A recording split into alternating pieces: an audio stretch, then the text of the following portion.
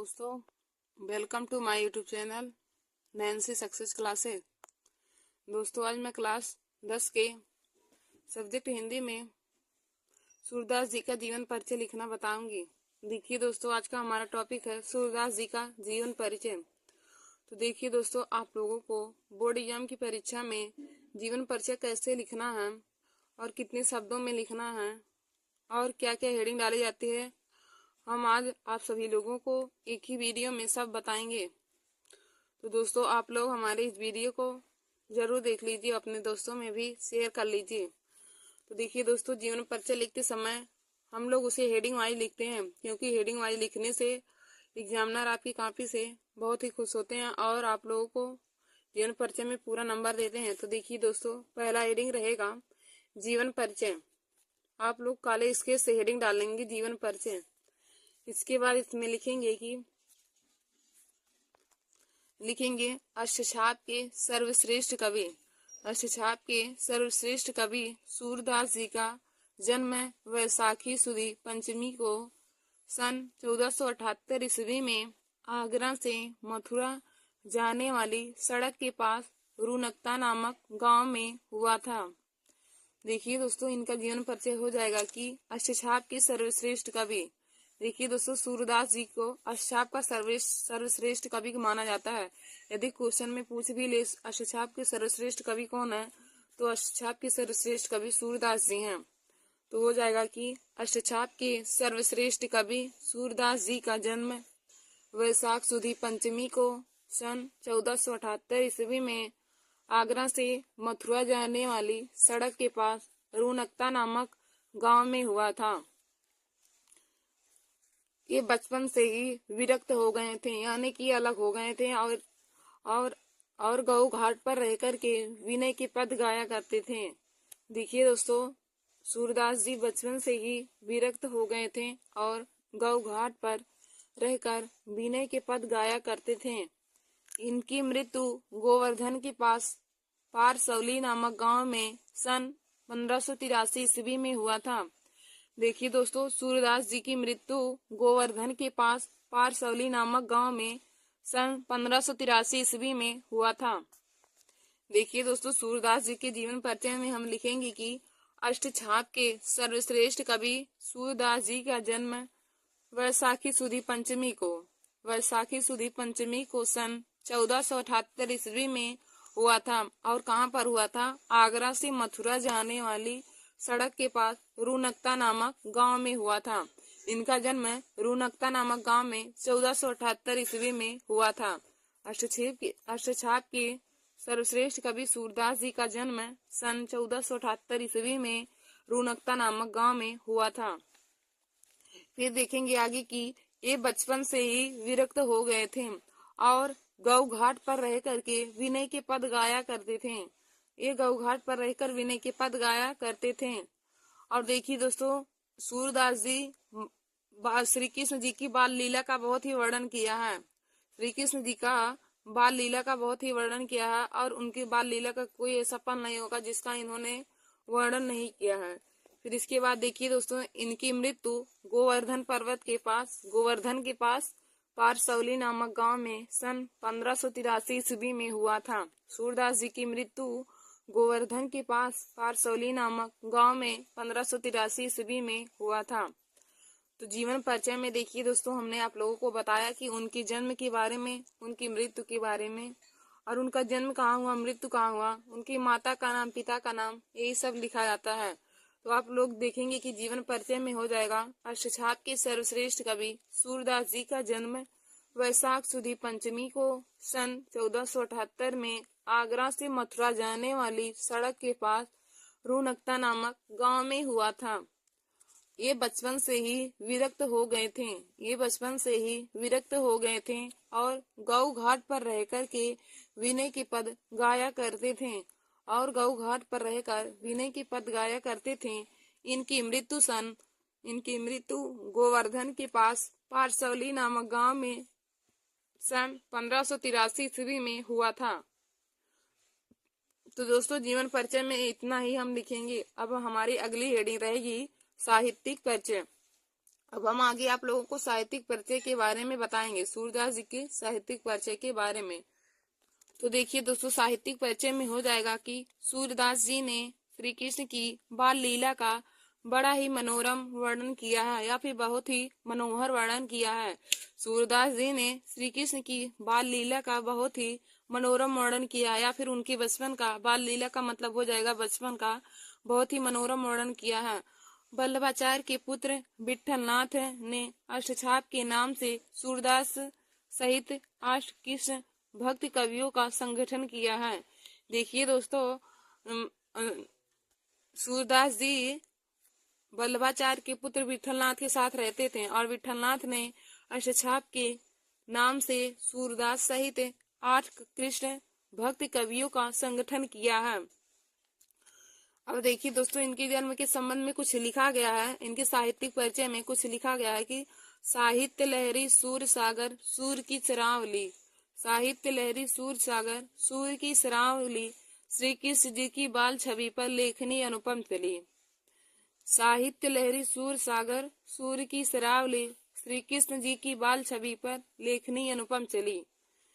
हम साहित्यिक परिचय में हेडिंग डाल के लिखेंगे कि सूरदास जी ने श्री कृष्ण जी की बाल लीला का बहुत ही मनोरम वर्णन किया है, और इनका साहित्यिक परिचय बहुत ही साधारण था। वल्लभाचार्य के पुत्र विठलनाथ के साथ श्री कृष्ण सूरदास जी रहते थे, और वे गौ घाट पर रहकर वीणे के पद गाया करते थे। और वल्लभाचार्य के पुत्र विठलनाथ ने अष्टछाप के नाम से सूरदास सहित 8 कृष्ण भक्त कवियों का संगठन किया है। और इनके साहित्य के बारे में बताया गया है कि साहित्य लहरी सूर सागर सूर की शरावली, साहित्य लहरी सूर सागर सूर की शरावली, श्री कृष्ण जी की बाल छवि पर लेखनी अनुपम चली। देखिए दोस्तों, सूरदास जी ने श्री कृष्ण जी की बाल लीला का बहुत ही वर्णन किया है, और श्री कृष्ण जी की बाल लीला का ऐसा एक पल नहीं है जिसका वर्णन इन्होंने अपनी काव्य में ना किया हो। तो दोस्तों, आगे हम उनकी रचनाओं के बारे में जानेंगे कि सूरदास ने कौन कौन सी रचना की है। तो रचनाएं में हो जाएगा सूर सरावली तथा साहित्य लहरी इनकी रचनाएं हैं। सूर सरावली तथा साहित्य लहरी सूरदास जी की रचनाएं हैं। सूर सागर में 1.25 लाख पद हैं। देखिए दोस्तों, सूर सागर में 1.25 लाख पद हैं, और साहित्य लहरी सूरदास के 118 पदों का संग्रह है। साहित्य लहरी सूरदास के 118 पदों का संग्रह है। रचनाएं में हेडिंग डालकर लिखेंगे कि सूर सरावली तथा साहित्य लहरी इनकी रचनाएं हैं। सूर सागर में 1.25 लाख पद हैं। साहित्य लहरी सूरदास के 118 पदों का संग्रह है, और इनकी देखिए रचनाएं यही है, सूर सागर, सूर सरावली और साहित्य लहरी। सूरदास की रचनाएं हैं साहित्य लहरी, सूर सागर और सूर सरावली। देखिए दोस्तों, सूरदास जी की रचनाएं हैं कि सूर सरावली तथा साहित्य लहरी इनकी रचनाएं हैं। सूर सागर में 1.25 लाख पद हैं। सूर सागर में 1.25 लाख पद हैं। साहित्य लहरी सूरदास के 118 पदों का संग्रह है। साहित्य लहरी सूरदास के 118 पदों का संग्रह है। अब हम इनकी रचनाएं जानेंगे कौन कौन सी है। तो रचनाएं हैं सूर सागर, सूर सरावली और साहित्य लहरी। यही 3 सूरदास जी की रचनाएं हैं, सूर सागर, सूर सरावली और साहित्य लहरी। तो आगे हम सूरदास जी की भाषा और शैली के बारे में जानेंगे। तो आप लोग हेडिंग डालिएगा भाषा। तो भाषा देखिए हो जाएगी कि सूरदास जी ने अपनी कविता में ब्रज भाषा का वर्णन। इनकी भाषा हो जाएगा कि सूरदास जी ने अपनी कविता में ब्रज भाषा का प्रयोग किया है। देखिए दोस्तों, सूरदास जी ने ब्रज भाषा का ही प्रयोग किया है, और इन्होंने अपनी सभी कविताएं ब्रज भाषा में लिखा है। और इन्होंने खास करके कविता श्री कृष्ण जी के ऊपर लिखा है, और जिसमें इन्होंने ब्रज भाषा का प्रयोग किया है। फिर हम आगे देखेंगे शैली। तो सूरदास जी ने मुक्तक काव्य शैली को अपनाया है। सूरदास जी ने मुक्तक काव्य शैली को अपनाया है। कथा वर्णन में वर्णात्मक शैली का प्रयोग हुआ है। कथा वर्णन में वर्णात्मक शैली का प्रयोग हुआ है। समग्रता इनकी शैली सरस एवं प्रभावशाली है। समग्रता इनकी शैली सरस एवं प्रभावशाली है। देखिए दोस्तों, सूरदास जी की शैली सरस यानी कि सरल है एवं प्रभावशाली यानी कि आकर्षित करने वाली है। सूरदास जी की शैली में देखेंगे कि सूरदास जी ने मुक्तक मुक्तक काव्य शैली को अपनाया है। सूरदास जी ने मुक्तक काव्य शैली को अपनाया है। कथा वर्णन में वर्णात्मक शैली का प्रयोग हुआ है। समग्रता इनकी शैली सरल एवं प्रभावशाली है। देखिए दोस्तों, उनकी भाषा है कि सूरदास जी ने अपनी कविता में ब्रज भाषा का प्रयोग किया है और उन्होंने सभी कविताएं श्री कृष्ण जी के ऊपर ही किया है और जिसमें उन्होंने ब्रज भाषा का प्रयोग किया है। और दोस्तों, हमारी लास्ट हेडिंग रहती है कि हिंदी साहित्य में योगदान। तो हिंदी साहित्य के योगदान में हम लोग लिखेंगे कि सूरदास जी घाट पर रहकर विनय के पद गाया करते थे और एक बार आचार्य वल्लभाचार्य वहां पे रुके तो उन्हें सूरदास जी ने उन्हें स्वचित एक गीत सुनाया जिस पर उन्होंने खुश होकर इन्हें मंदिर में कीर्तन करने के लिए रख लिया था। तो आज मैंने आप सभी लोगों को सूरदास जी का जीवन परिचय लिखना बताया कि सूरदास जी का जीवन परिचय हेडिंग वाइज कैसे लिखा जाता है। तो दोस्तों, आशा करती हूँ कि आप लोगों को जीवन परिचय समझ में आया होगा और आप लोग ऐसे ही बोर्ड एग्जाम परीक्षा में जीवन परिचय लिखेंगे और इतने ही शब्द लिखे जाते हैं और यही हेडिंग आप लोग जरूर लिखिएगा ताकि एग्जामिनर आप लोगों के नंबर ना काटे।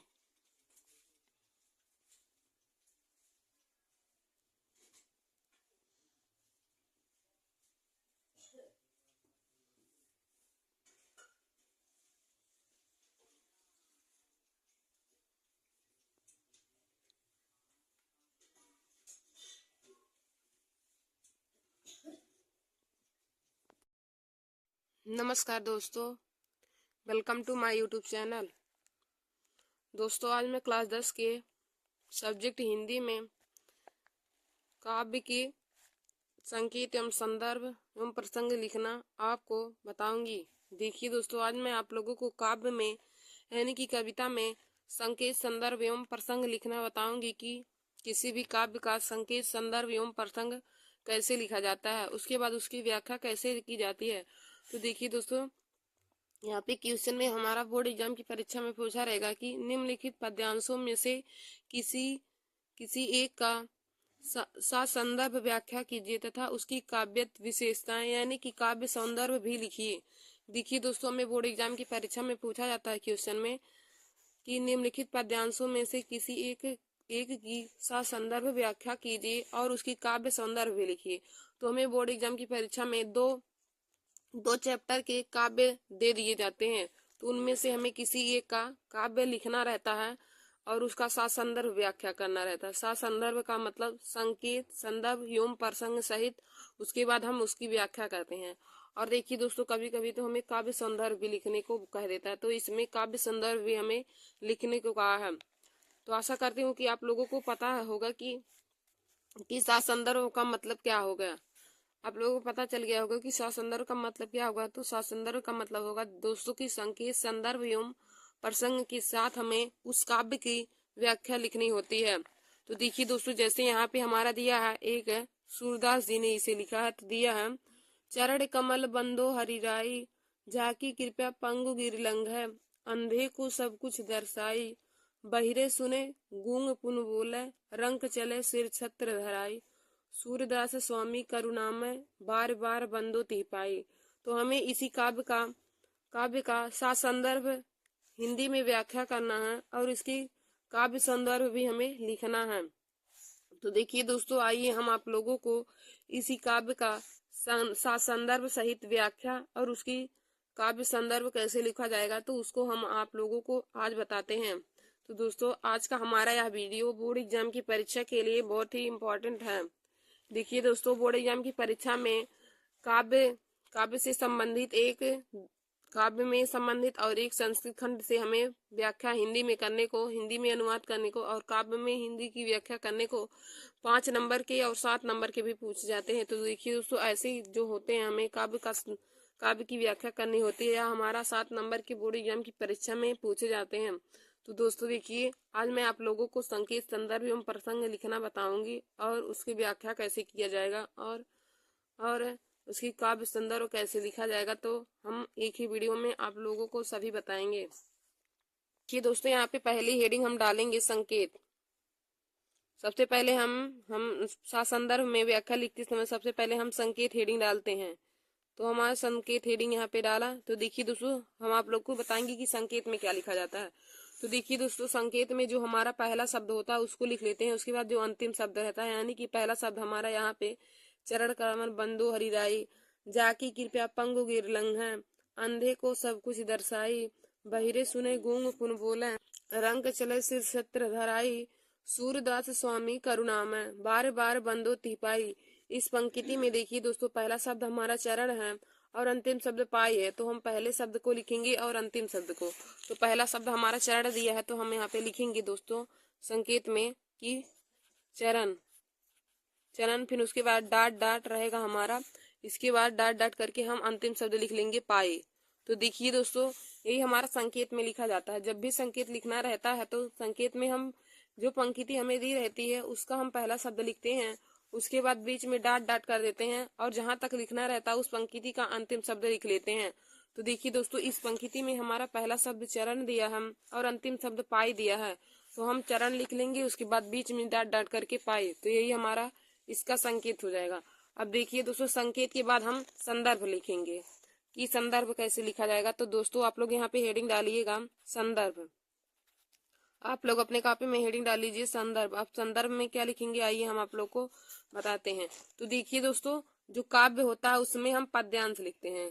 काव्य जो होता है उसमें पद्यांश लिखते हैं और जो हमारा गद्य होता है उसमें हम गद्यांश लिखते हैं। तो लिखेंगे प्रस्तुत पद्यांश, प्रस्तुत पद्यांश, प्रस्तुत पद्यांश।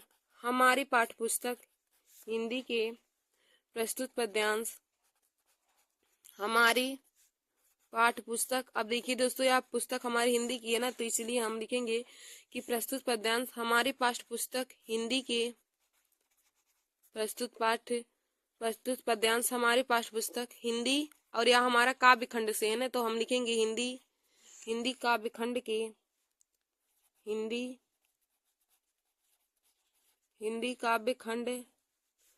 काव्य खंड के पद नामक शीर्षक से लिया गया है। देखिए दोस्तों, यह जो चरण कमल बंदो हरिराई है, इस चैप्टर का नाम पद है। तो हम यहाँ पे लिखेंगे कि प्रस्तुत पद्यांश हमारी पाठ्यपुस्तक हिंदी काव्य खंड के पद नामक, हिंदी पाठ्य पुस्तक के काव्य खंड के पद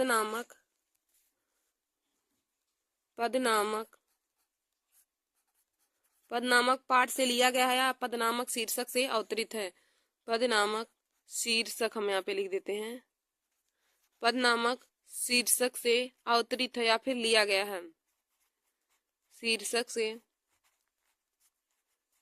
पद नामक शीर्षक से अवतरित है। और इसकी सुप्रसिद्ध कवि, उसके बाद लिखेंगे कि इसके सुप्रसिद्ध कवि, इसके सुप्रसिद्ध कवि। तो देखिए दोस्तों, इसके सुप्रसिद्ध कवि सूरदास जी हैं। तो हमें यहाँ पे लिखेंगे कि इसके सुप्रसिद्ध कवि सूरदास जी हैं। इसके सुप्रसिद्ध कवि सूरदास जी हैं। इसके सुप्रसिद्ध कवि सूरदास जी हैं।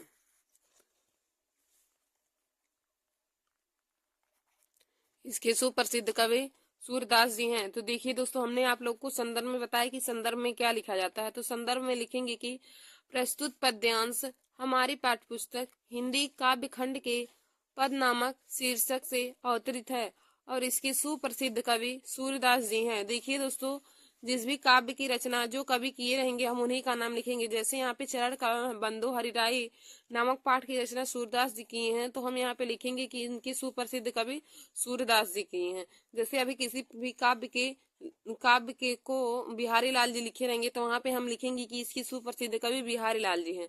तो जिस भी काव्य की रचना जो कवि किए रहेंगे तो हम उसी पाठ के कवि का नाम लिखेंगे। तो देखिए दोस्तों, हमें पाठ के साथ साथ कवि का भी नाम याद रहना चाहिए, क्योंकि हमें जब तक नाम नहीं रहेगा तो हम चाहे जिसका नाम लिख देंगे तो वह सही नहीं रहेगा। तो इसमें जिसका जो कवि जिस काव्य की रचना की है हम उन्हीं का नाम लिखेंगे। तो यहाँ पे पद नामक पाठ को सूरदास जी ने ही लिखा है, तो हम लिखेंगे कि इसके सुप्रसिद्ध कवि सूरदास जी हैं। तो देखिए दोस्तों, हमने आप लोगों को संकेत बताया, संदर्भ। अब इसके बाद हम यहाँ पे हेडिंग डालेंगे प्रसंग। संकेत संदर्भ हो गया, अब हम यहाँ पे हेडिंग डालेंगे प्रसंग। तो देखिए दोस्तों, प्रसंग में क्या लिखा जाता है।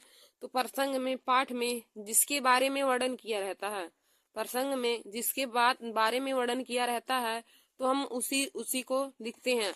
तो देखिए दोस्तों, इसमें किस बात का वर्णन किया गया है कि चरण कमल बंदो हरिराई, जाकी कृपया पंगु गिरलंघ है, अंधे को सब कुछ दर्शाई, बहिरे सुने गूंग पुन बोले, रंग चले सिर छत्ते धराई, सूरदास स्वामी करुणामय, बार बार बंदो ते पाए। तो देखिए दोस्तों, क्या हो जाएगा कि इसमें हम प्रसंग में लिखेंगे कि प्रस्तुत पद्यांश में सूरदास जी ने, हमारा प्रसंग में हो जाएगा कि प्रस्तुत पद्यांश में सूरदास जी ने भगवान श्री कृष्ण के कमल रूपी चरणों के बारे में वर्णन किया है। प्रस्तुत पद्यांश में सूरदास जी ने भगवान श्री कृष्ण के कमल रूपी चरणों के बारे में वर्णन किया है।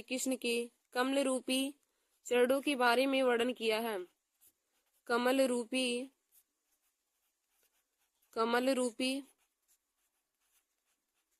चरणों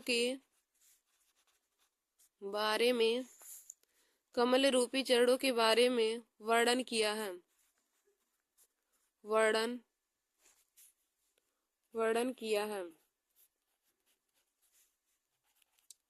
वर्णन किया है। तो देखिए दोस्तों, हम प्रसंग में लिखेंगे कि प्रस्तुत पद्यांश में सूरदास जी ने भगवान श्री कृष्ण के कमल रूपी चरणों के बारे में वर्णन किया है। देखिए दोस्तों, इस पंक्ति में भगवान सूरदास जी ने भगवान श्री कृष्ण के कमल रूपी चरणों के बारे में वर्णन किया है। तो हम ये पे लिख देंगे प्रसंग में कि प्रस्तुत पद्यांश में सूरदास जी ने भगवान श्री कृष्ण के कमल रूपी चरणों के बारे में वर्णन किया है। अब देखिए दोस्तों, हमने आप लोगों को संकेत, संदर्भ और प्रसंग तीनों लिखना बता दिया है। तो आप लोग बोर्ड एग्जाम की परीक्षा में संकेत और संदर्भ प्रसंग जब भी आए तो आप ऐसे लिखेंगे। देखिए दोस्तों, जब आप लोगों को काव्य का संदर्भ, संकेत व प्रसंग लिखने को कहेगा तो संदर्भ लिखते समय आप लोग काव्य में पद्यांश लिखेंगे और कवि लिखेंगे, वहां पे लेखक नहीं लिखा जाता है। और यदि हमें गद्य का हमें हिंदी में व्याख्या करने को कहे तो संदर्भ लिखते समय आप लोग लिखेंगे कि प्रस्तुत गद्यांश लिखेंगे। और यहाँ पे सुप्रसिद्ध कवि की जगह पे आप सुप्रसिद्ध लेखक लिखेंगे। सुप्रसिद्ध कवि की जगह पे आप लोग सुप्रसिद्ध लेखक लिखेंगे। और देखिए दोस्तों, तो आशा करती हूँ कि आप लोगों को समझ में आया होगा कि गद्य कहाँ लिखा जाता है, गद्यांश कहाँ और पद्यांश कहाँ पे लिखा जाता है। तो देखिए दोस्तों, पद्यांश हमारा कविता में लिखा जाता है और गद्यांश कहानी में लिखा जाता है, और लेखक भी कहानी में लिखा जाता है और कवि पद्यांश यानी कि कविता में लिखा जाता है। तो आप लोगों को इतना बात जरूर समझ में आया होगा कि पद्यांश कहाँ लिखा जाएगा और गद्यांश कहाँ लिखा जाएगा, और लेखक कहाँ लिखा जाएगा और कवि कहाँ लिखा जाएगा। तो दोस्तों, आगे हम आप लोगों को इसकी व्याख्या बनाते हैं। जो हमारा पंक्ति दिया गया है तो अभी हम इसकी व्याख्या आप लोग को बताते हैं कैसे लिखेंगे। तो अब हम हेडिंग डालेंगे कि हिंदी में व्याख्या। हमारा अगला हेडिंग रहेगा कि हिंदी में व्याख्या। हम अगली हेडिंग डालेंगे हिंदी में व्याख्या, क्योंकि हमें कहा है कि निम्नलिखित पंक्ति का सात संदर्भ सहित हिंदी में व्याख्या कीजिए। तो हम हेडिंग डालेंगे कि हिंदी में व्याख्या। अब हिंदी में व्याख्या डालने के बाद दोस्तों, हम इस जो पंक्ति हमें दी गई है हम उसका अर्थ लिखेंगे। जो पंक्ति हमें दी है हम उसका अर्थ लिखेंगे। तो आप सभी लोगों को हिंदी में इसका व्याख्या लिखना बताते हैं कि कैसे लिखा जाएगा। तो देखिए दोस्तों, हमें क्या दिया है कि चरण कमल बंदो हरिराई, जाकी कृपया पंगु गिरलंघ है, अंधे को सब कुछ दर्शाई, बहिरे सुने गूंग पुनि बोले, रंग चले सिर छत्त धराई, सूरदास स्वामी करुणामय, बार बार बंदो तिह पाई। अब हम लिखेंगे कि चरण कमल बंदो हरिराई, यानी कि इसका अर्थ हो जाएगा कि सूरदास जी कहते हैं कि मैं भगवान श्री कृष्ण के चरल कमल यानी कि कमलवत रूपी चरणों की बंदो माने वंदना, हरि माने ईश्वर, राय माने बार बार, मैं भगवान श्री कृष्ण के कमलवत रूपी चरणों की वंदना बार बार करता हूँ। सूर्यदास जी कहते हैं कि मैं भगवान श्री कृष्ण के कमलवत रूपी चरणों की वंदना बार बार करता हूँ।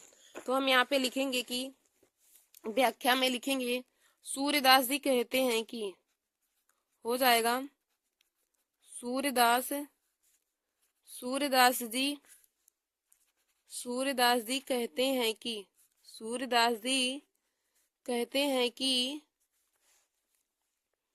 मैं भगवान श्री कृष्ण की मैं भगवान मैं भगवान श्री कृष्ण के मैं भगवान श्री कृष्ण के कमलवत रूपी चरणों की भगवान श्री कृष्ण की कमलवत कमलवत रूपी चरणों की कमलवत रूपी चरणों की वंदना बार बार करता हूँ। वंदना बार बार बार बार करता हूँ। देखिए दोस्तों क्या हो जाएगा कि पहली पंक्ति पहली लाइन का अर्थ हमें देखिए क्या दिया है कि चरण कमल बंदो हरिराई। तो इसका व्याख्या हो जाएगा कि सूर्यदास जी कहते हैं कि मैं भगवान श्री कृष्ण के कमलवत रूपी चरणों की वंदना बार बार करता हूँ।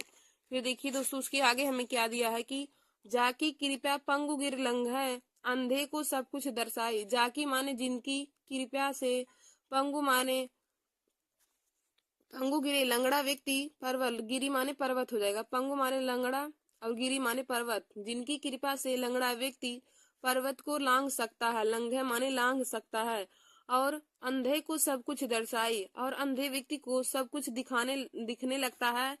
और हमारा आगे है कि बहिरे सुने गूंग पुनि बोले, बहरा व्यक्ति सुनने लगता है और गूंगा व्यक्ति पुनः बोलने लगता है। और रंग चले सिर छत्र धराए, रंग चले सिर छत्र धराई, और भिखारी व्यक्ति भी राजा के समान मुकुटधारी बन जाता है, जिनकी कृपा से लंगड़ा व्यक्ति पर्वत को लांघ सकता है और अंधे को सब कुछ दिखाई देने लगता है। बहिरे सुने, बहरा व्यक्ति पुनः सुनने लगता है, गूंग पुनि बोले और गूंगा व्यक्ति पुनः बोलने लगता है।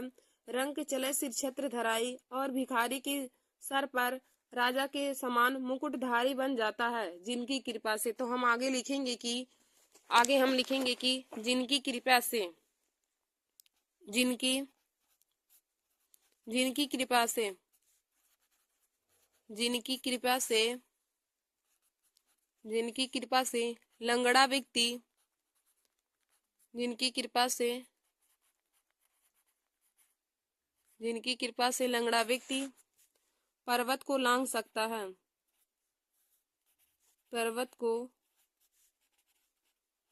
को लांघ सकता है, जिनकी कृपा से लंगड़ा व्यक्ति पर्वत को लांघ सकता है और अंधे को सब कुछ दिखाई देने लगता है। अंधे व्यक्ति को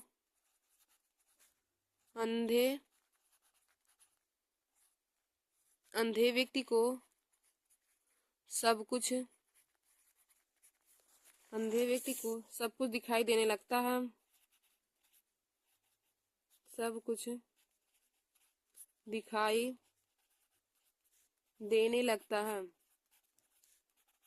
देने लगता है, अंधे व्यक्ति को सब कुछ दिखाई देने लगता है। गूंगा व्यक्ति बहिरे सुने और बहरा व्यक्ति को सब कुछ सुनाई देने लगता है। बहरा व्यक्ति को सब कुछ सुनाई देने लगता है। बहरा व्यक्ति को सब कुछ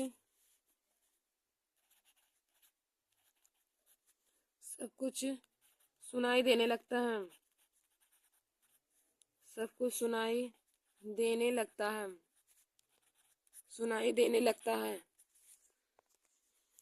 देने लगता है। और गूंगा व्यक्ति पुनः बोलने लगता है। और गूंगा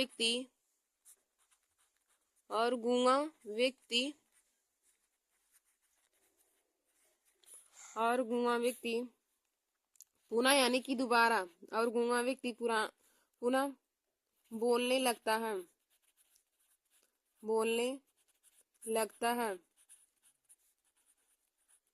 और गूंगा व्यक्ति पुनः बोलने लगता है। और हमारा आगे दिया है कि रंक चले सिर छत्र धराई, यानी कि भिखारी की सर पर भी राजा के समान मुकुटधारी बन जाता है।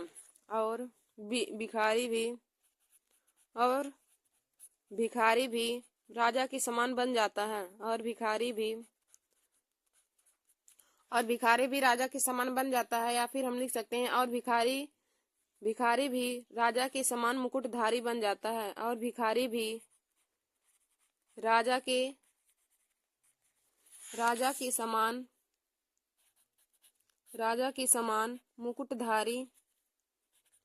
समान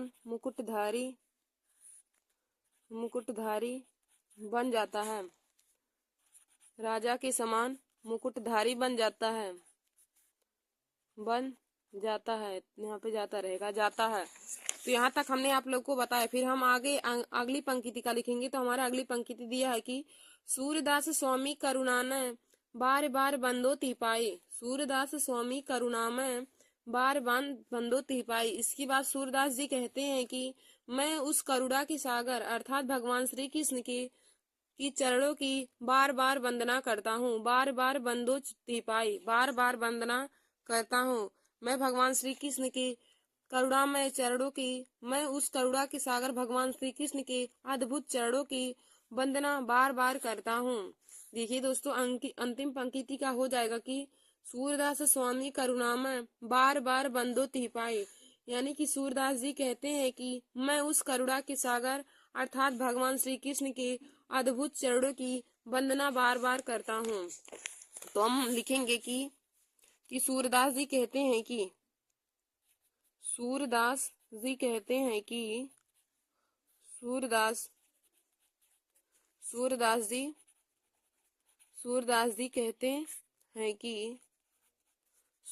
जी कहते हैं कि मैं करुणा की सागर कि मैं करुणा की सागर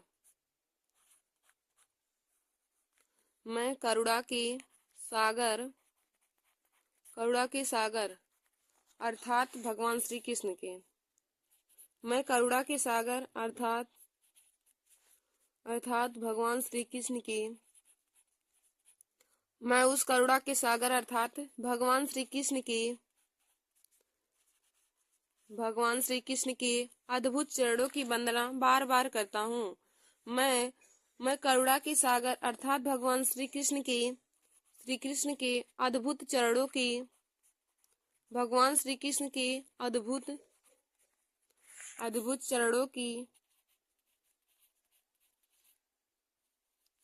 अद्भुत चरणों की वंदना बार बार करता हूँ। अद्भुत चरणों की वंदना बार बार करता हूँ।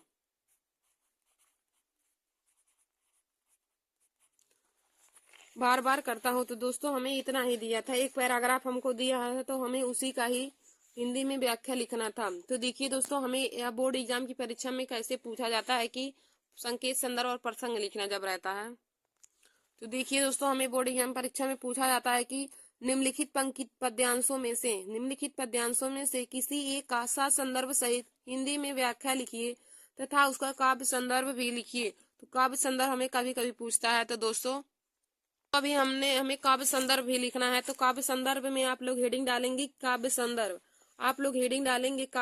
और उसमें लिखेंगे नंबर 1। इसमें हमें देखिए काव्य संदर्भ में किसके बारे में वर्णन किया गया है, कौन सी भाषा उसमें यूज की गई है, किस अलंकार का यूज किया गया है, कौन सा रस है, कौन सा गुण है और कौन सा छंद है, तो उसको हम काव्य संदर्भ में लिखते हैं। तो देखिए दोस्तों, इस पंक्ति में हमारा काव्य संदर्भ जब हम लिखेंगे तो उसमें नंबर 1 हो जाएगा, ईश्वर की चरणों की महिमा व्यक्त करते हुए उनके प्रति भक्ति भाव की शक्ति का महत्व बताया गया है। काव्य संदर्भ में नंबर 1 लिखेंगे कि सूरदास जी ने ईश्वर के चरणों की महिमा व्यक्त करते हुए उनके प्रति भक्ति भाव की शक्ति का महत्व बताया है। ईश्वर के चरणों की महिमा व्यक्त करते हुए सूरदास जी ने उनके प्रति भक्ति का भाव और शक्ति का महत्व बताया है। फिर हम दूसरा लिखेंगे कि दूसरा उसमें देखेंगे कि कौन सी भाषा का यूज किया गया है। तो देखिए दोस्तों, जो हमें पद्यांश दिया था उस पद्यांश में हमें ब्रज भाषा दिया है, तो हम हेडिंग डालेंगे ब्रज भाषा लिखेंगे तो उसमें हो जाएगा भाषा हमारा ब्रज भाषा का यूज किया गया है। अब हम देखेंगे उसमें किस रस का प्रयोग किया गया है, तो रस भक्ति रस हो जाएगा। तो दोस्तों रस में हमारा भक्ति रस हो जाएगा। फिर आगे देखेंगे कि गुड़, किस गुड़ का प्रयोग किया गया है, तो इसमें देखिए गुड़ प्रसाद गुड़ का प्रयोग किया गया है। फिर आगे आगे हम देखेंगे अलंकार, किस अलंकार का यूज किया गया है। तो देखिए दोस्तों, प्रस्तुत पद्यांश में रूपक, अनुप्रास और पुनरुक्ति प्रकाश अलंकार का उपयोग किया गया है। रूपक, अनुप्रास और पुनरुक्ति प्रकाश अलंकार का प्रयोग किया गया है। फिर आगे हम देखेंगे कि छंद, तो छंद, इसमें कौन सा छंद का प्रयोग किया गया है। तो देखिए छंद में इसमें गेय पद का प्रयोग किया गया है। छंद में गेय पद का प्रयोग किया गया है। तो देखिए दोस्तों, काव्य संदर्भ को हम इसी प्रकार लिखते हैं। तो काव्य संदर्भ में आप लोग लिखेंगे पहला, सूरदास जी ने ईश्वर के यानी भगवान श्री कृष्ण के चरणों की महिमा व्यक्त करते हुए उनके प्रति भक्ति भाव की शक्ति का महत्व बताया है। फिर लिखेंगे नंबर 2, नंबर 2 में हम देखेंगे पहले भाषा, तो इसमें ब्रज भाषा का यूज किया गया है। फिर हम तीसरा लिखेंगे, देखेंगे कि रस, तो देखिए दोस्तों इसमें भक्ति रस का प्रयोग किया गया है। फिर हम आगे चौथा देखेंगे गुड़, तो देखिए दोस्तों इसमें प्रसाद गुड़ का प्रयोग किया गया है। फिर पांचवा होगा कि अलंकार, तो इसमें रूपक, अनुप्रास और पुनरुक्ति प्रकाश अलंकार का प्रयोग किया गया है। फिर हम आगे लिखेंगे छंद, तो इस प्रस्तुत पद्यांश में ये छंद का प्रयोग किया गया है। तो दोस्तों आशा करती हूँ कि आप लोगों को समझ में आया होगा कि काव्य संदर्भ में क्या लिखा जाता है। काव्य संदर्भ में देखिए दोस्तों, कविता में जिस बारे में वर्णन किया गया है उसको हम लिखते हैं, और उस पद्यांश में किस अलंकार का प्रयोग किया गया उसको लिखते हैं, कौन सी भाषा का प्रयोग किया गया उसको लिखेंगे, और कौन से रस का, कौन से गुण और कौन से छंद का प्रयोग किया गया है, उन सभी को काव्य संदर्भ में लिखा जाता है। तो देखिए दोस्तों, हम आप लोगों को पुनः बताते हैं कि हमें बोर्ड एग्जाम परीक्षा में पद्यांश का साथ संदर्भ और हिंदी में व्याख्या लिखना है और उसकी काव्य संदर्भ लिखना है। तो हम कैसे उसको लिखते हैं, तो हमें देखिए पहले हम बताते हैं क्वेश्चन कैसे पूछता है। तो दे देगा, हमें 2 पद्यांश दिया रहेगा और हमें कहेगा कि निम्नलिखित पद्यांशों में से किसी एक का साथ संदर्भ व्याख्या कीजिए तथा उसकी काव्यगत विशेषताएं यानी कि काव्य संदर्भ लिखिए। तो देखिए दोस्तों, जैसे यहाँ पे हमारा यहाँ पहला दिया है, पहला हमें सूरदास वाला दिया, और देखिए दोस्तों यहाँ पर भी हमें दिया है। तो हमें 2 ऐसे प्रसंग, वहाँ पे 2 हमें पद्यांश ऐसे दिए रहेंगे। बोर्ड एग्जाम की परीक्षा में हमें 2 ऐसे पद्यांश दिए रहेंगे और हमें दोनों में से किसी एक पद्यांश का साथ संदर्भ सहित हिंदी में व्याख्या लिखना रहता है और उसकी काव्य संदर्भ भी हमें लिखना रहता है। तो दोस्तों हमने आप लोगों को देखिए बताया कि साथ संदर्भ सहित हम व्याख्या कैसे लिखेंगे। साथ संदर्भ का मतलब होता है कि उसका हम संकेत लिखेंगे, संदर्भ लिखेंगे, प्रसंग लिखेंगे, उसके बाद तब जाके हम हिंदी में व्याख्या हेडिंग डाल के लिखेंगे, और सबसे बाद में तब हमें काव्य संदर्भ पूछा रहेगा तो हम काव्य संदर्भ भी लिखते हैं। तो देखिए दोस्तों, हमें क्या दिया है कि पद्यांश हमारा क्या है। तो पद्यांश हम यही पहला वाला सॉल्व किए हैं। तो पहला वाला हमें पद्यांश दिया है कि चरण कमल बंदो हरिराई, जाकी कृपा पंगु गिरलंघ है, अंधे को सब कुछ दर्शाई, बहिरे सुने गूंग पुनि बोले, रंग चले सिर छत्र धराई, सूरदास स्वामी करुणामय, बार बार बंदो तिह पाए। सूरदास स्वामी करुणामय, बार बार बंदो तिह पाए। तो देखिए दोस्तों, पहला हेडिंग हम संकेत लिखते हैं, पहला हेडिंग संकेत लिखते हैं। तो संकेत में हमने आप लोगों को बताया है कि संकेत को कैसे लिखते हैं। तो संकेत में लिखते समय हम दिए गए पद्यांश का पहला शब्द लिखते हैं और उसके बाद उसी पद्यांश के अंतिम पंक्ति का अंतिम शब्द लिखते हैं। तो देखिए इस पंक्ति में हमारा पहला शब्द चरण है, तो हम पहले चरण लिख देंगे, उसके बाद डाट डाट करके पाई लिख देंगे। तो यहाँ पे हमने आप लोग को लिखकर भी बताया कि संकेत में क्या लिखेंगे। तो पहला शब्द हमारा पद्यांश का चरण दिया है और अंतिम शब्द पाई, तो हम यहाँ पे संकेत हेडिंग डाल के उसमें पहला शब्द लिख देंगे चरण, उसके बाद डाट डाट करके अंतिम शब्द हमारा पाई दिया तो हम पाई लिख देंगे। फिर अब संकेत हमारा हो गया है, तो अब हम हेडिंग डालेंगे संदर्भ। संकेत के बाद हमेशा संदर्भ लिखा जाता है। तो संदर्भ लिखते समय अब और देखिए दोस्तों, यह हमारा दिया गया, यह हमारा पद्यांश दिया है। तो पद्यांश में हम या जो दिया गया है हमारा कविता का है ना, तो हम इसमें पद्यांश लिखेंगे, इसमें गद्यांश नहीं लिखेंगे।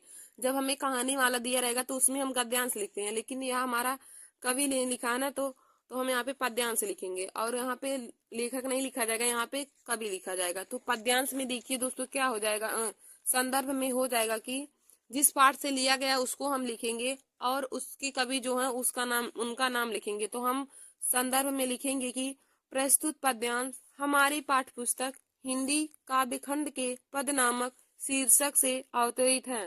प्रस्तुत पद्यांश हमारी पाठ्य पुस्तक हिंदी काव्य खंड की, देखिए दोस्तों यह हमारी पाठ्य पुस्तक हिंदी है और हिंदी में हमारा यह काव्य खंड का है। यदि हमें संस्कृत खंड का कहा होता तो हम यहाँ पे संस्कृत खंड लिखते हैं, लेकिन यह हमें जो पद्यांश दिया गया है यह हमारा काव्य खंड का है। तो हम लिखेंगे कि प्रस्तुत पद्यांश हमारी पाठ्य पुस्तक हिंदी काव्य खंड की पद नामक शीर्षक से अवतरित है या पद नामक पाठ से लिया गया है। हम यहाँ पर पद नामक शीर्षक से अवतरित भी लिख सकते हैं या फिर आप सब लोग यहाँ पे लिख सकते हैं कि पद नामक पाठ से लिया गया है। इसके बाद आगे लिखेंगे कि इसके सुप्रसिद्ध कवि सूर्यदास जी हैं, इसके सुप्रसिद्ध कवि सूर्यदास जी हैं। तो देखिए दोस्तों संदर्भ में इतना ही लिखा जाता है। फिर उसके बाद हमारी अगली हेडिंग रहती है कि प्रसंग। अब देखिए दोस्तों प्रसंग में क्या लिखा जाता है कि प्रसंग में जिसके बारे में, पद्यांश में जिसके बारे में वर्णन किया रहता है हम उसी के बारे में लिखते हैं प्रसंग में। तो यहाँ पे देखिए दोस्तों प्रस्तुत पद्यांश में सूरदास जी ने भगवान श्री कृष्ण के अद्भुत चरणों और उनके कमल रूपी चरणों के बारे में वर्णन किया है, तो वही हम प्रसंग में लिख देंगे कि तो हमारा प्रसंग हो जाएगा कि प्रस्तुत पद्यांश में सूरदास जी ने भगवान श्री कृष्ण के कमल रूपी चरणों के बारे में वर्णन किया है। प्रस्तुत पद्यांश में सूरदास जी ने भगवान श्री कृष्ण के कमल रूपी चरणों के बारे में वर्णन किया है। अब देखिए दोस्तों इसके बाद हमारी अगली हेडिंग रहेगी कि हिंदी में व्याख्या। अब हमने आप लोगों को संकेत, संदर्भ एवं प्रसंग लिखना बता दिया। इसके बाद हम जाकर के तब जाके हिंदी में उसका दिए गए पद्यांश का हिंदी में व्याख्या करेंगे। इतना लिखने के बाद ही हमें देखिए दोस्तों जब हम संकेत लिखेंगे, संदर्भ लिखेंगे, प्रसंग लिखेंगे और हिंदी में व्याख्या लिखेंगे तथा काव्य संदर्भ भी लिखेंगे, तब जाके हमें 7 नंबर पूरे मिलते हैं। जो लोग केवल हिंदी में व्याख्या लिख देंगे तो उनको पूरा नंबर नहीं मिलेगा। देखिए दोस्तों 7 संदर्भ का मतलब होता है कि संकेत, संदर्भ और प्रसंग सहित दिए गए पद्यांश की हम हिंदी में व्याख्या करेंगे, तब जाके हमें 7 नंबर बोर्ड एग्जाम की परीक्षा में मिलेंगे। तो अब हम आप लोगों को हिंदी में इस पद्यांश का व्याख्या बताएंगे। तो देखिए दोस्तों अब हमें पद्यांश क्या दिया है कि चरण कमल बंदो हरिराय, चरण कमल बंदो हरिराय, यानी कि इसका अर्थ हो जाएगा कि सूरदास जी कहते हैं कि मैं भगवान श्री कृष्ण के कमल रूपी चरणों की वंदना बार बार करता हूँ। देखिए दोस्तों चरण कमल का मतलब हो जाएगा कि कमल रूपी चरणों, बंदो माने वंदना करता हूँ, हरि माने भगवान, राय माने बार बार, यानी कि हो जाएगा कि सूरदास जी कहते हैं कि मैं भगवान श्री कृष्ण के कमल रूपी चरणों की वंदना बार बार करता हूँ। तो यहाँ पे हमने लिखा है कि सूर्यदास जी कहते हैं कि मैं भगवान श्री कृष्ण के कमलवत रूपी या कमल रूपी चरणों की वंदना बार बार करता हूँ। फिर आगे हमारा दिया है कि जाकी कृपा पंगु गिर लंघे, जाकी कृपा, जाकी का मतलब हो जाएगा जिनकी कृपया से पंगु माने लंगड़ा, गिरी माने पर्वत और लंघे माने लांग सकता है। तो जिनकी कृपा से लंगड़ा व्यक्ति पर्वत को लांग सकता है, अंधे को सब कुछ दर्शाई और अंधे व्यक्ति को सब कुछ दर्शाई माने दिखने लगता है, अंधे व्यक्ति को सब कुछ दिखाई देने लगता है। और बहिरे सुने, बहिरे माने बहरा व्यक्ति, सुने माने सुनने लगता है, बहरा व्यक्ति सब कुछ सुनने लगता है। गूंग पुनि बोले और गूंगा व्यक्ति पुनः बोलने लगता है। रंग चले सिर छत्र धराई और भिखारी के सर पर भी राजा के समान मुकुट धारण हो जाता है, यानी कि भिखारी भी राजा के समान मुकुटधारी भी बन जाता है।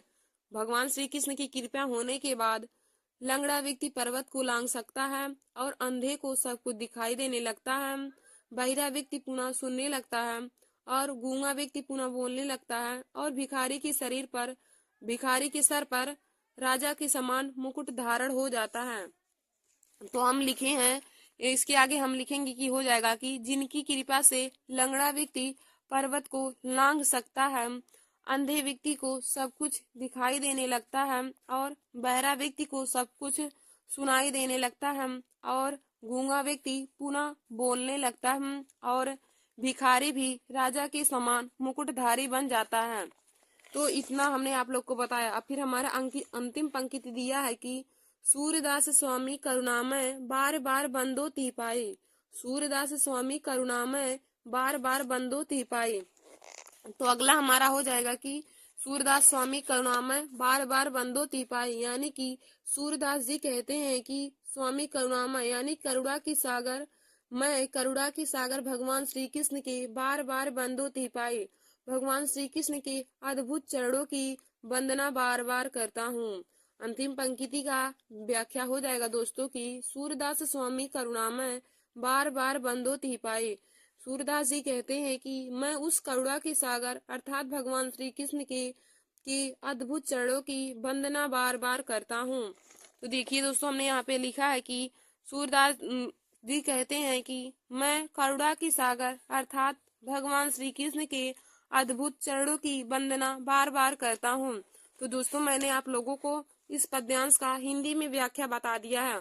इसका हो जाएगा, देखिए दोस्तों, हम एक बार आप लोग को अब एक साथ बता देते हैं कि जरन कमल बंदो हरिराई, जाकी कृपा पंगु गिर लंघ, अंधे को सब कुछ दर्शाई, बहिरे सुने गूंग पुनि बोले, रंग चले सिर छत्र धराई, सूरदास स्वामी करुणामय बार बार बंदो ती पाए। तो हो जाएगा व्याख्या की सूरदास जी कहते हैं कि मैं भगवान श्री कृष्ण के कमल रूपी चरणों की वंदना बार बार करता हूँ, जाकी कृपा पंगु गिर लंघ, जिनकी कृपा मात्र से ही लंगड़ा व्यक्ति पर्वत को लांघ सकता है, अंधे को सब कुछ दर्शाई और अंधे व्यक्ति को सब कुछ दिखाई देने लगता है, बहिरे सुने बहिरा व्यक्ति पुनः सुनने लगता है, गूंग पुनि बोले और गूंगा व्यक्ति दोबारा बोलने लगता है, रंग चले सिर छत्र धराई और भिखारी भी राजा के समान मुकुटधारी बन जाता है। फिर अगला है कि सूरदास स्वामी करुणामय बार बार बंदो ती पाए। फिर इसका हो जाएगा कि सूरदास जी कहते हैं कि मैं उस करुणा के सागर अर्थात भगवान श्री कृष्ण के अद्भुत चरणों की वंदना बार बार करता हूँ। तो दोस्तों, आशा करती हूँ कि आप लोगों को जो हमारा दिया गया पद्यांश है इसका हिंदी में व्याख्या समझ में आया होगा। देखिए दोस्तों, यह जो हमारा पद्यांश दिया है यह बोर्ड एग्जाम की परीक्षा के लिए बहुत ही इम्पोर्टेंट है, क्योंकि यह हर बार ही पूछा जाता है। चरण कमल बंदो हरिराई अनगिनत बार है कि बोर्ड एग्जाम की परीक्षा में पूछा गया है। अब देखिए दोस्तों, मैंने आप लोगों को संकेत, संदर्भ और प्रसंग और हिंदी में व्याख्या तीनों बता दिया है। अब हम काव्य संदर्भ इसका देखेंगे। तो देखिए दोस्तों, काव्य संदर्भ आप लोग हेडिंग डाल लेंगे और इसमें लिखेंगे नंबर 1। नंबर 1 हो जाएगा ईश्वर के चरणों की महिमा को व्यक्त करते हुए उनके प्रति भक्ति भाव की शक्ति का महत्व बताया गया है। इसमें प्रस्तुत पद्यांश में सूरदास जी ने भगवान श्री कृष्ण के चरणों की महिमा को व्यक्त करते हुए उनके प्रति भक्ति भाव की शक्ति का महत्व बताया है। फिर हम नंबर 2 देखेंगे कि इसमें किस भाषा का यूज किया है। तो भाषा डाल के लिखेंगे उसमें ब्रज भाषा। फिर हमारा तीसरा है रस। तो देखिए दोस्तों, प्रस्तुत पद्यांश में भक्ति रस का प्रयोग किया गया है। फिर चौथा गुण है, तो गुण इसमें प्रसाद गुण का प्रयोग किया गया है। फिर पांचवा हो जाएगा अलंकार। तो अलंकार इसमें रूपक, अनुप्रास और पुनरुक्ति प्रकाश अलंकार का प्रयोग किया गया है। फिर अगला हमारा है छंद। तो इसमें गे छंद का प्रयोग किया गया है। तो दोस्तों, आज हमने आप लोगों को हिंदी में हिंदी काव्य खंड में सात संदर्भ सहित किसी भी पद्यांश का सात संदर्भ सहित हिंदी में व्याख्या लिखना बता दिया है। आप इसी प्रकार किसी भी प्रसंग, किसी भी पद्यांश का सात संदर्भ सहित हिंदी में व्याख्या लिख सकते हैं। बस देखिए दोस्तों, आप लोगों को चैप्टर का नाम पता रहना चाहिए और उनके कवि कौन है उनका नाम पता रहना चाहिए। संदर्भ भी उसी प्रकार सभी का लिखा जाएगा, बस सिर्फ वहाँ पे चैप्टर के पाठ का नाम अलग हो जाएगा और जो उसमें कवि रहेंगे आप उन्हीं कवि का नाम लिखेंगे। जैसे हमें यदि बिहारी लाल का दोहा दे दिया है और उसका हिंदी में सात संदर्भ व्याख्या करने को बोलेगा, तो दोस्तों वहां पर हम संदर्भ में उनके पाठ, जो पाठ है, पाठ का नाम है उसको लिखेंगे। और तो वहाँ पे हम सुप्रसिद्ध कवि में लिखेंगे कि बिहारी लाल जी हैं। यहाँ पे कवि के नाम हमने, यहाँ पे कवि इस पद पाठ को सूरदास जी ने लिखा, तो यहाँ पे हमने सूरदास जी लिखा। तो वहाँ पे जिस भी पद्यांश का पूछा जाएगा तो आप चैप्टर का नाम याद कर लीजिए और उनके कवि का नाम, क्योंकि यह बोर्ड एग्जाम की परीक्षा में पद्यांश का और गद्यांश का हिंदी में 7 संदर्भ सहित व्याख्या हमें पूछता है। तो दोस्तों यह 7 नंबर के बोर्ड एग्जाम की परीक्षा में पूछे जाते हैं, तो आप लोग इसे जरूर तैयार कर लीजिए। तो आशा करती हूँ कि आप लोगों को आज का हमारा यह वीडियो समझ में आया होगा। और देखिए दोस्तों, यह टॉपिक जो हमने आज बताया है कि संदर्भ, संकेत और प्रसंग कैसे लिखा जाता है, यह बोर्ड एग्जाम की परीक्षा के लिए बहुत ही महत्वपूर्ण है। तो दोस्तों, जो लोग क्लास 10 में हैं, आप लोग उनमें भी यह हमारा वीडियो शेयर कर लीजिए, ताकि वे लोग भी जान जाएं कि किसी भी पद्यांश का साथ संदर्भ सहित व्याख्या कैसे किया जाता है। धन्यवाद दोस्तों। और ऐसे ही हमारे वीडियो को देखने के लिए आप सभी लोग हमारे YouTube channel Nancy success classes को सब्सक्राइब कर लीजिए और अपने दोस्तों में शेयर करना ना भूलें। धन्यवाद दोस्तों।